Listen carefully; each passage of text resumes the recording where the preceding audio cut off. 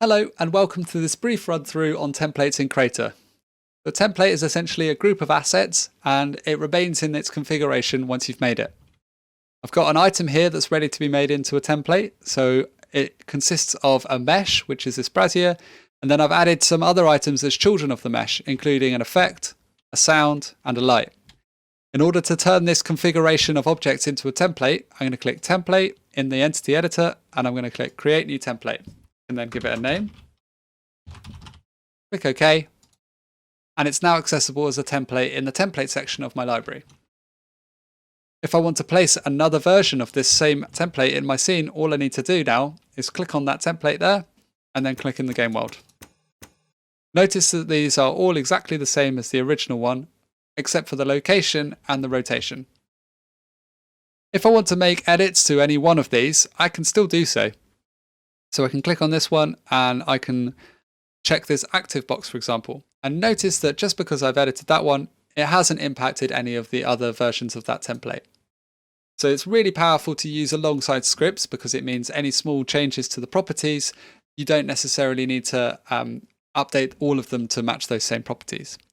However, if I did want all of them to have this active box checked, so update them all, I can scroll to the top of the Entity Editor and I can click this Copy to Template button. This is not a reversible action, so it double checks whether I want to do that first. So I click Copy, and now you'll see that all of them have this active box checked. If I wanted to make a different version of this same template, let's say I wanted a magical fire in here, that's quite straightforward too. I navigate to the top of the Entity Editor again, and I can click this Break Template link. This means that any updates I make to this template won't affect the other original Brassiere Fire templates, and any updates to the Brassiere Fire templates won't affect this template. I can then make the changes I want to make, and I can turn it into its own template as well.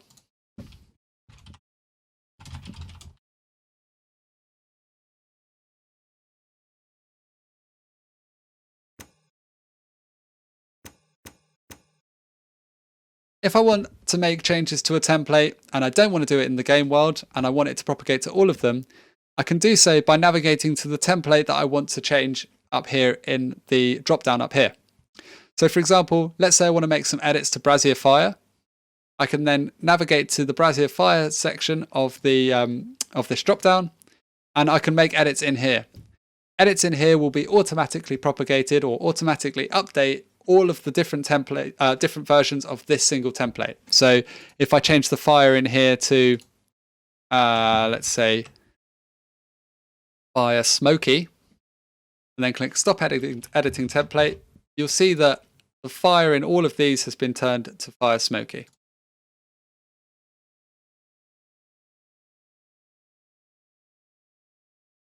You can also get to that edit template section by clicking on this edit template button, or by right-clicking on the template in the template section of the library and clicking Edit.